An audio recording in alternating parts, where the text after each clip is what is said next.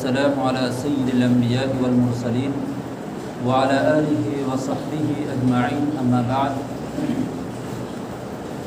فأعوذ بالله من الشيطان الرجيم لن ينال الله لحومها ولا دماؤها ولكن يناله التقوى منكم وقال النبي صلى الله عليه وسلم انما الاعمال بالنیات۔ میرے محترم بزرگوں اور دوستوں، اللہ جل جلالہ و عم نوالہ کا بہت بڑا فضل و کرم ہے کہ اس نے ہم سب کو ایمان کی دولت سے نوازا، اور مزید کرم یہ ہے کہ اس نے ہمیں افضل المرسلین خاتم النبیین محمد عربی صلی اللہ علیہ وسلم کی امت میں پیدا فرمایا۔ میرے محترم بزرگ و دوستو، اللہ تبارک و تعالیٰ نے ہمارے اوپر ہماری کامیابی کے لیے جو اپنا کلام نازل فرمایا ہے، اس میں ہمارے کامیابی کے سارے احکام موجود ہیں۔ ان هذا القرآن يهدي للتي هي اقوم ويبشر المؤمنين الذين يعملون الصالحات ان لهم اجرا حسنا۔ یہ قرآن جو ہے یہ قوموں کو اللہ کی طرف جانے والا سیدھے راستے کی ہدایت کرتا ہے، رہنمائی کرتا ہے کہ ایسا کرو گے تو اللہ کے راستے اللہ کی طرف چلے جاؤ گے، اور ایسا کرو گے تو شیطان کے راستے پر چلے جاؤ گے۔ اور وَيُبَشِّرَ الْمُؤْمِنِينَ الَّذِينَ يَعْمَلُونَ الصَّالِحَاتِ، یہ قرآن ان ایمان والوں کو جو اللہ سے ڈرتا ہے اور قرآن احکام پر عمل کرتا ہے، یہ قرآن اس کو خوشخبری سناتا ہے بِأَنَّ لَهُمْ أَجْرًا حَسَنًا، کہ اس کے لیے اللہ کے خزانے میں اچھے انعامات اور بہترین اجر رکھے ہوئے۔ میرے محترم بزرگ و دوستو، اللہ تبارک و تعالیٰ نے جو ہمارے مذہب جس کے چلتے ہم مسلمان کہلاتے ہیں، اپنے آپ کو مسلمانوں کے نام میں فہرست میں ان کے رجسٹر میں نام لکھواتے ہیں، ذرا ہم کو سوچنا پڑے گا کہ کیا واقعتاً ہمارے اندر جب اسلام کی جو 5 بنیاد ہیں وہ بنیادوں کو ہم نے باقی رکھا ہے کہ ڈھا دیا؟ اول پہلا کلمہ طیبہ ہے کہ کلمہ طیبہ کے تعلق سے ہمارا عمل تو یہ ہے کہ ہم خاندانی اور نسلی طور پر کلمہ منتقل ہوا اور ہم مسلمان ہیں۔ یہ ہمارے آباء و اجداد کا بہت بڑا احسان ہے۔ اور دوسرا رکن نماز ہے کہ نماز کی کیا حالت کر رکھا ہم نے، اور نماز کے ستون جو ہے کہ ہم نے اس کو کتنا بچا کے رکھا ہے کہ نبی پاک صلی اللہ علیہ وسلم نے فرمایا کہ الصلاۃ عماد الدین، کہ نماز مکمل دین کا ستون ہے۔ من ہدمہا، جس نے نماز کو ضائع کر دیا، جس نے نماز والے ستون کو ڈھا دیا، گویا کہ اس نے اسلام اور اپنے مذہب کے پورے ستون کو ڈھا دیا، پورے دین اسلام کو ہی ڈھا دیا۔ فقد ہدم الدین۔ نماز کے بعد بھائیو بزرگو دوستو، اللہ ہم سے کہتا ہے کہ زمین میں پھیل جاؤ اور اللہ کے رزق کو تلاش کرو۔ پھر اگر تمہیں اتنا رزق ملتا ہے کہ تمہارے پاس نصاب سے زائد ہو جاتا ہے، تو اللہ تبارک تعالیٰ ہمیں حکم دیتا ہے، 3 حکم دیتا ہے۔ ایک تو یہ کہ ہم ان زائد جو نصاب کا بقدر مال ہو جائے، ضرورت سے زائد مال ہو۔ ایک تو یہ کہ فرض زکوٰۃ کا اللہ حکم دیتا ہے۔ دوسرا رمضان گزارنے کے بعد جو ہے صدقہ فطر کا حکم دیتا ہے۔ تیسرا جو ہے کہ قربانی کے موقع پر اگر نصاب کے مالک ہے تو قربانی کا حکم دیتا ہے۔ اور بھی حکم ہے کہ اللہ نفلی صدقات کا بھی حکم دیتا ہے کہ زکوٰۃ کے علاوہ، قربانی کے علاوہ، صدقہ فطر کے علاوہ اور بھی नफली सदका जहाँ भी ज़रूरत पड़ जाए, कोई मोहताज है या मुसलमानों की कोई आम ज़रूरियात है जैसे मदरसा, मस्जिद और इस तरह की दूसरे जो मुसलमानों के रिफाई काम, इज्तिमा और जो इस तरह के दीन के नाम से जो भी काम किए जाते हैं, उसमें सब जो है कि ज़कात के अलावा सदका फ़ित्र जो है, सदका फ़ित्र के अलावा भी अल्लाह ने मुकर्रर किया है। भाई बुजुर्गों दोस्तों, इस मौके के लिहाज से कुर्बानी के बारे के ताल्लुक़ और ख़ास तौर पर ज़िलहिज्जा के शुरू के 10 दिन जो हैं, यानी ये चाँद जो अब नया तुलू होगा, उस चाँद के निकलने से लेकर के 10 दिन तक क्या फ़ज़ाइल हैं। भाइयों बुजुर्गों दोस्तों, मैं उन्हीं बातों पर हदीस की रोशनी में डालूँगा, उस पर उन बातों पर। और गुज़िश्ता जुमा जो हज़रत इब्राहीम अलैहिस्सलाम के वाक़े के बारे में कुछ अर्ज़ किया था, इसको इंशाअल्लाह आइंदा उसको बयान करना है, क्योंकि ये मौका के मुनासिबत से हम लोगों को समझ लेना और अहादीस की रोशनी में जान लेना ज़रूरी है कि इस 10 दिन के कितने फ़ज़ाइल हैं और इस 10 दिन में नबी पाक सल्लल्लाहु अलैहि वसल्लम ने अपने मुसलमानों को क्या करने का हुक्म दिया है। दोस्तों, कि नबी पाक सल्लल्लाहु अलैहि वसल्लम ने इरशाद फरमाया कि मा मिन अय्यामिन अल-अमलु स्सालिह फीहिन्न अहब्बु इलल्लाह मिन हादिहिल अय्यामिल अशरा। क़ालू या रसूलल्लाह वलल जिहादु फी सबीलिल्लाह। क़ाल वलल जिहादु फी सबीलिल्लाह इल्ला रजुलुन ख़रज बिनफ्सिही व मालिही फलम यरजिअ मिन ज़ालिका बिशै'इन। फरमाया नबी पाक सल्लल्लाहु अलैहि वसल्लम ने कि जिन दिनों में अल्लाह तबारक व तआला को इबादत करना और अच्छे अमाल करना ज़्यादा पसंदीदा है, उनमें सबसे ज़्यादा पसंदीदा अमल ये ज़िलहिज्जा के शुरू के 10 दिन हैं, यानी ईद से पहले जो 10 दिन हैं, ईद से लेकर उससे पहले 10 दिन यानी 9 दिन, इसमें अल्लाह तबारक व तआला को कोई भी नेक अमल करना बहुत ज़्यादा पसंदीदा है।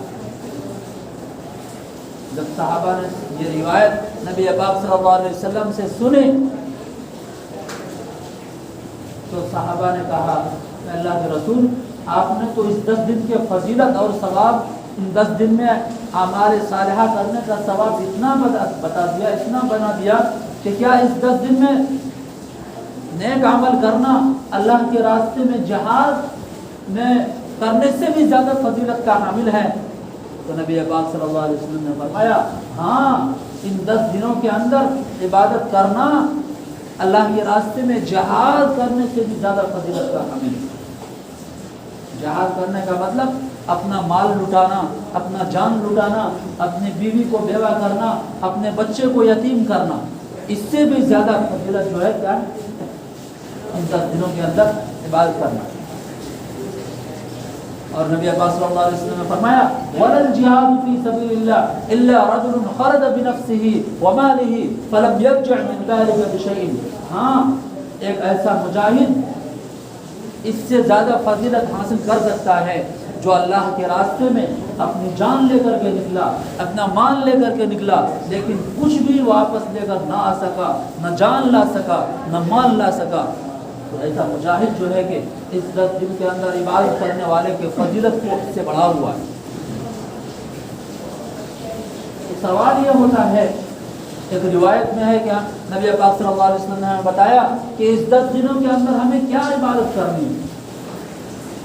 तो दूसरी रिवायत के अल्फाज ये हैं कि मा मिन अय्यामिन अहब्बु इलल्लाह अन युतअब्बद लहू फीहा मिन अश्र ज़िल हिज्जा यअदिलु सियाम कुल्ली यौमिन मिनहा बिसियाम सना व क़ियाम कुल्ली लैलतिन मिनहा बिक़ियाम लैलतिल क़द्र।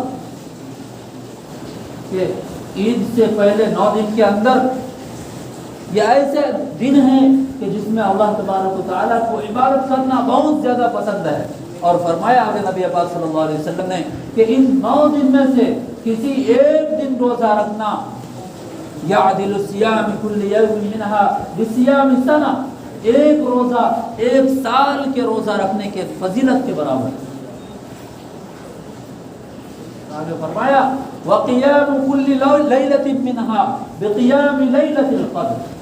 और इन 10 दिनों 9 दिन जो जिनमें ईद नहीं है और ईद के रात भी जाग कर इबादत करना, ऐसा है वक़ियाम कुल्ली लैलतिल क़द्र।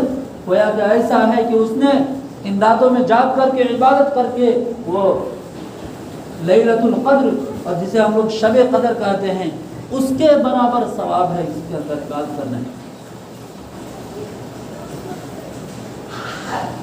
तो दोस्तों, और इसलिए ये हमारे लिए नेकी का सीज़न है कि हम एक इबादत करेंगे, हमें सैकड़ों उसका सवाब मिलेगा, उसका बदल मिलेगा। अल्लाह के नज़दीक किसी चीज़ की कमी नहीं है। अल्लाह की रहमत तो बहाना ढूंढती है, लेकिन हम तो उसके मुस्तहिक तो बन जाएं।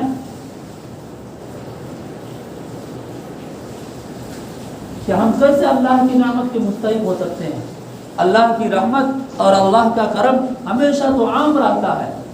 अब सवाल ये होता है कि हम कैसे अल्लाह की रहमत के मुस्तहिक बने, कि कैसे अल्लाह की रहमत की बारिश हमारे ऊपर भी हो, हमारा दिल भी पाक साफ रहे, अनवार की बारिश हमारे दिलों के अंदर भी हो। तो भाई दोस्तों, इसके लिए तौबा है कि अपने जिस्म को गुनाहों से बिल्कुल पाक साफ कर लें। जब तक हम पाक साफ नहीं रहेंगे, भाई बुजुर्गों दोस्तों, अल्लाह का करम और अल्लाह की रहमत हमसे दूर रहेगी।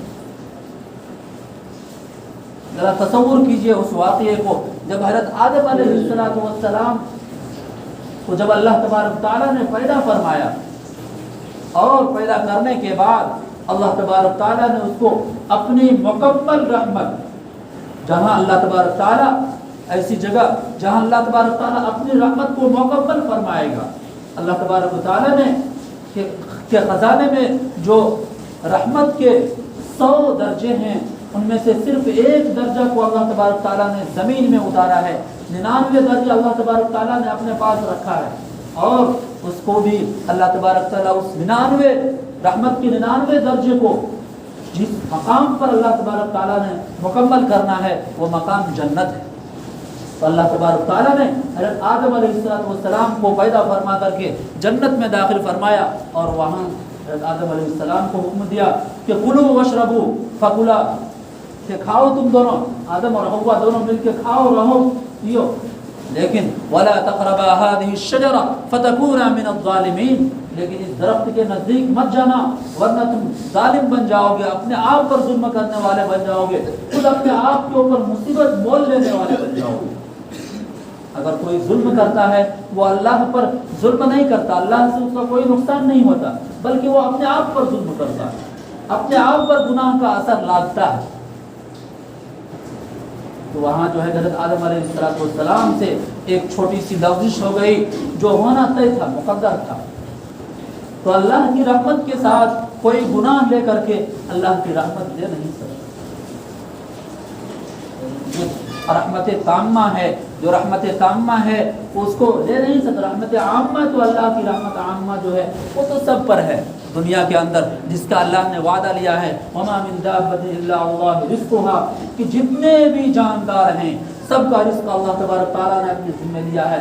चाहे वो मुसलमान हो, गैर मुस्लिम हो, चाहे इंसान हो, चाहे जानवर हो, बैल बकरी हो, चरिंद परिंद हो, कीड़े मकोड़े हो, सब जानदार की रिज़्क़ रोज़ी अल्लाह तबारक ताला ने अपने ज़िम्मे लिया।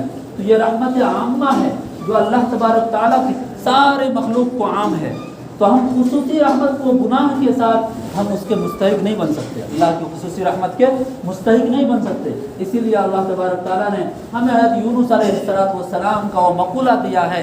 यूनुस अलैहिस्सलाम जब मछली के पेट में फंस गए थे, तो अल्लाह की रहमत पाने के लिए उन्होंने तौबा किया, इस्तिग़फ़ार किया कि ला इलाहा इल्ला अंत सुब्हानका इन्नी कुन्तु मिनज़ ज़ालिमीन, कि ऐ अल्लाह तू ही मेरा माबूद है, सबका माबूद तू ही है, तेरे सिवा कोई माबूद नहीं, तेरी ज़ात पाक है। हम जो मुसीबत में फंस गए हैं, ये आपका हमारे ऊपर जुल्म नहीं है, आपका हमारे ऊपर जो मुसीबत आई है कि मछली के पेट में चले गए, ये आपका हमारे ऊपर नाइंसाफ़ी नहीं है, बल्कि हम आपके रहमत के मुस्तहिक नहीं है।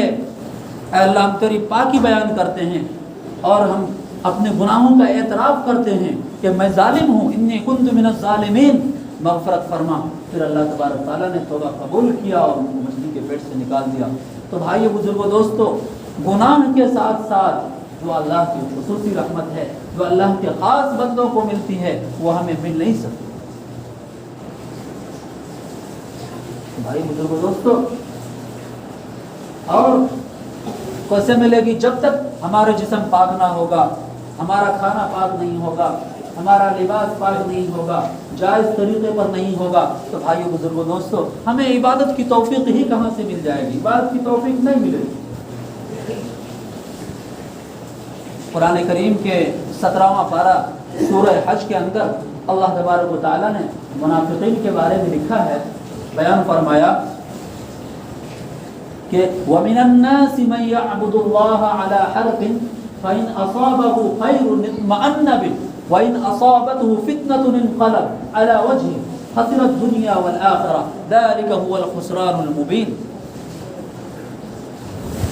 کہ کتنے لوگ ایسے ہیں جو اللہ کی عبادت کرتے ہیں لیکن سست ہو کر کے کنارے میں، یعنی ہلکا پھلکا تھوڑا موڑا عبادت کرتے ہیں، کبھی نماز پڑھ لیا کبھی نہیں پڑھا، کسی ٹائم میں پڑھ لیا کسی ٹائم چھوڑ دیا۔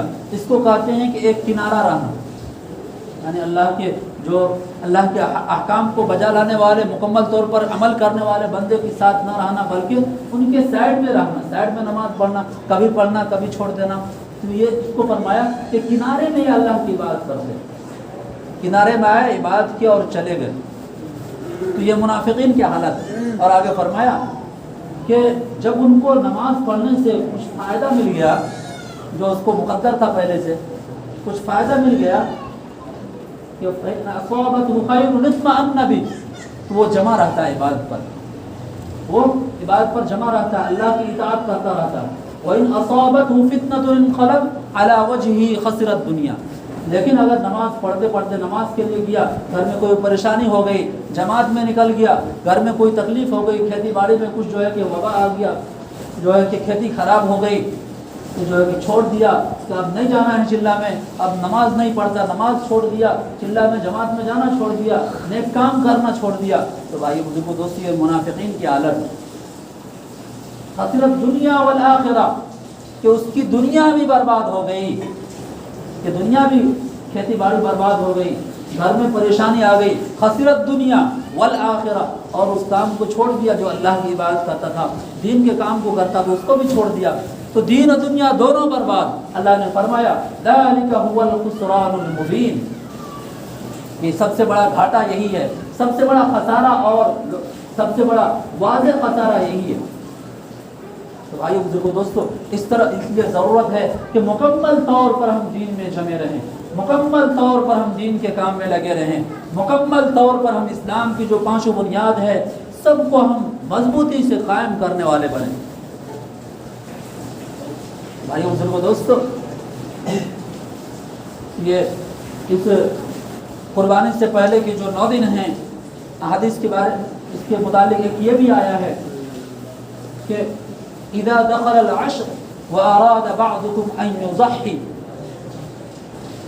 کہ تم میں سے جس کا ارادہ اپنے نام سے قربانی کرنے کا ہو، اپنے نام سے قربانی کرنے کا ہو، اور عشر ذی الحجہ یعنی عید کی چاند نکل آئے، بقرہ عید کی چاند نکل آئے، تو اس کے بعد جو ہے کہ کوئی جو ہے فلا یأخذن من شعرہ وبشرہ شیئا، کہ تو جو ہے کہ وہ اپنے بال میں، اپنے ناخن میں، یا اپنے جسم کے کسی حصے میں جو ہے کہ اس کو نہ کاٹے، نہ بلکہ روایت میں ہے کہ فلا یمس، نہ تو اس میں ہاتھ بھی نہ لگائے، یعنی ہاتھ سے بھی بال کو بھی نہ کھینچے اور نہ ہی ناخن کو کاٹے۔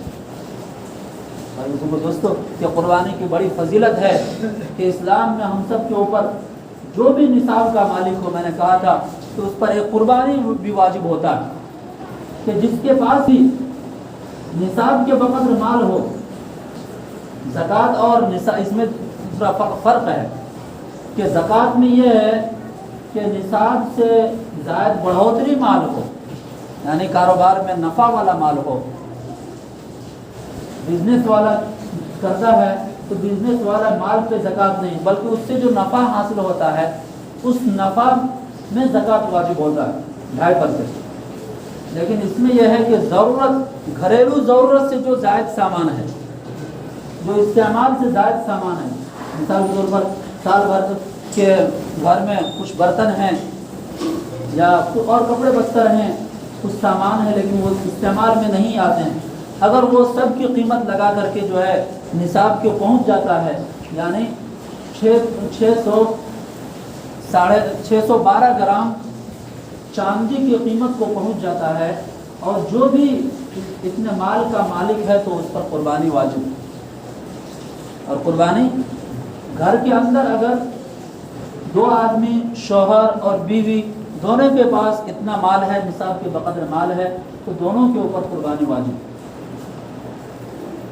اور قربانی جو مال کا، گھر کا جو ذمہ دار ہوتا ہے، گھر کا جو مالک ہوتا ہے اصل، اس کے اوپر قربانی واجب ہے. قربانی اس کے نام سے کی جائے گی. یہ ہمارے اختیار، جس پر اللہ نے حکم لگایا ہے کہ یہ گھر کا مالک یہ ہے، سارا پیسہ یہ کماتا ہے، سارا پیسہ یہ جمع کرتا ہے، زمین و جائیداد کا مالک یہ ہے، تو اللہ اس کے اوپر قربانی کو واجب کرتا ہے. لیکن ہمارے یہاں کچھ ایسا سوچ ہے کہ ہم جس کو چاہیں گھر میں سے، جس کے نام سے کرنا چاہیں کر سکتے ہیں. بوڑھی ماں ہے یا کوئی اور ہے یا مرا ہوا آدمی ہے، اس کے نام سے کر دیتے ہیں. تو بھائی بزرگوں دوستو، ایسا حکم نہیں. حکم یہ ہے کہ جو مال کا مالک ہے، جو گھر کا ذمہ دار ہے، اس کے نام سے. ہاں، اپنے والدین کے نام سے اگر زندہ ہے تو ان کے نام سے بھی دے سکتے ہیں، یا جو دنیا سے رخصت ہو چکے ہیں ان کے نام سے بھی دے سکتے ہیں. لیکن پہلے جو ہے کہ جو مالک ہے، گھر کا مالک ہے، اس کے نام سے ضروری ہے. جو نصاب کا مالک ہے، گھر کے مال و جائیداد کا مالک ہے، اس کے اوپر ضروری ہے، واجب ہے. اس لیے جو ہے کہ ہمیں سمجھنا پڑے گا اس مسئلے کو کہ قربانی ہم جس سے چاہیں، جس کے نام سے چاہیں کر دیں، ایسا نہیں. اور اس کے بہت بڑے فضائل ہیں احادیث کے اندر بھی، قرآن کریم میں بھی. بھائی بزرگ دوستو، کہ ہر جتنے جانور کے بال ہوگا اس کے بدلے ایک نیکی، اور اس کے خون جو ہے کہ زمین پر گرنے سے پہلے اللہ کے قبولیت کے دربار میں پہنچ جاتا ہے. لیکن شرط یہ ہے کہ وہ صحیح نیت سے ہو. انما الاعمال بالنیات، کہ اعمال کا دار و مدار نیت پر ہے. حضرت امام مالک رحمۃ اللہ علیہ فرماتے ہیں کہ رد درہم من شبہۃ خیر من ان اتصدق ب100,000 درہم ب100,000 درہم ب100,000 درہم حتی بلغ الی 700,000 درہم. تو فرماتے ہیں کہ جو مال شبہ کا ہو، یعنی جس مال کے اندر ناجائز یا حرام کا شبہ ہو، سود کا ہو، رشوت کا ہو، تو بھائی بزرگوں دوستو اس سے قربانی ادا نہیں ہو. اور ایک روایت میں ہے کہ نبی پاک صلی اللہ علیہ وسلم نے فرمایا کہ جس نے من کسب ما حراما، کہ جس نے حرام مال کمایا اور پھر اس کا صدقہ دیا، تو نبی پاک صلی اللہ علیہ وسلم نے فرمایا کہ وہ اس کا صدقہ قبول نہیں ہوگا، بلکہ وہ اس کا حرام مال اور اس کا صدقہ سب کے سب جو ہے تو اس کو جہنم کی طرف کھینچنے والا توشہ ہوگا.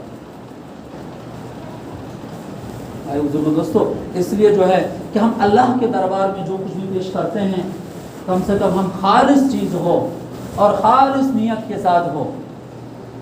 اور اگر کسی جانور کے اندر 7 آدمی کچھ شرکت والا قربانی ہو تو بھائی دوستو اس کے اندر بھی بہت احتیاط کی ضرورت ہے کہ ان 7 آدمی کی نیت خالص ہو.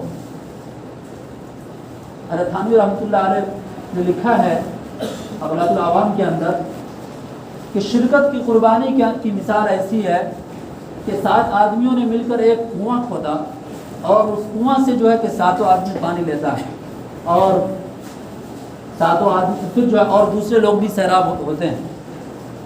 لیکن ان 7 آدمیوں میں سے کسی ایک نے جا کر کے اس کے اندر کنواں کے اندر پیشاب کر دیا تو بقیہ 6 آدمی بھی کبھی پانی خراب کر دے گا، ناپاک کر دے گا. تو یہ شرکت والی قربانی بھی اسی طرح ہے.